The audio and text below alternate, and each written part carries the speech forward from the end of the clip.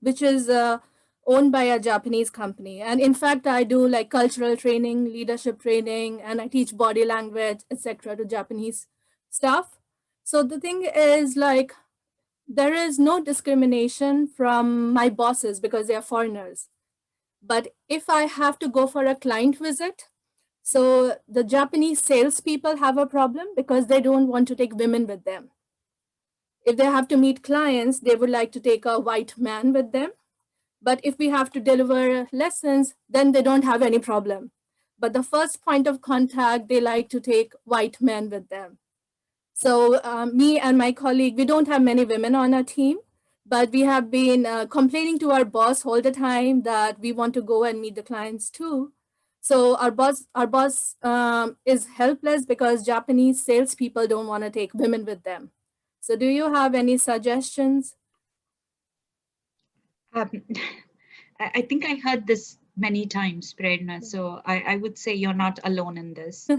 But this is exactly what I pointed out is the cultural difference that exists, and Mhm. it's not reluctance to take women, but in general, women participating in sales area is very limited in Japan. Mhm. But you see, there is a more and more corporate Japan is evolving.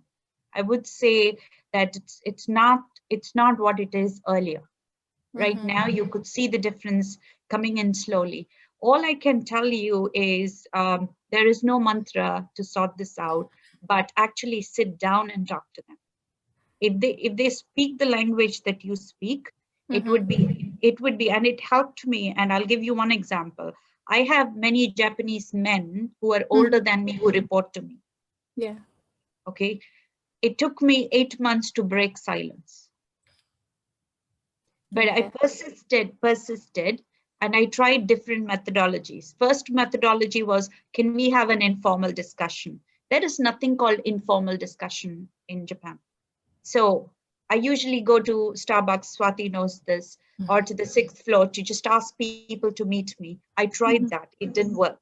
So what I did was I said every day, 15 minutes in the morning, you need to give me a brief about your day. Mhm. Stop down.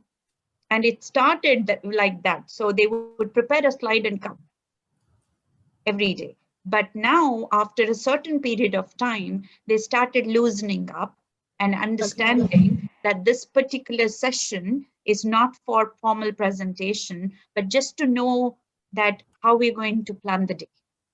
Okay, so persistence, I would say, is the only way you can get through this. Mhm.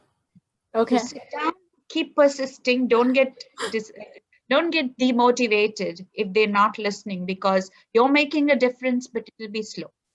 Yeah. Yeah, I think it's a very important point to not take it personally.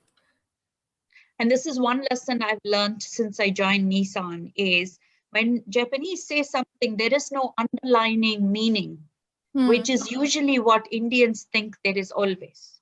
Because Yeah. we have a tendency to think people don't mean what they say. Mhm.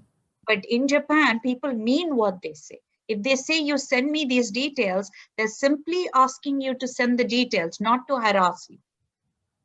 Okay. So Yeah. that cultural understanding needs to come in. Okay. Thank you very much. Thank you, Prerna. Thank you, Lavanya.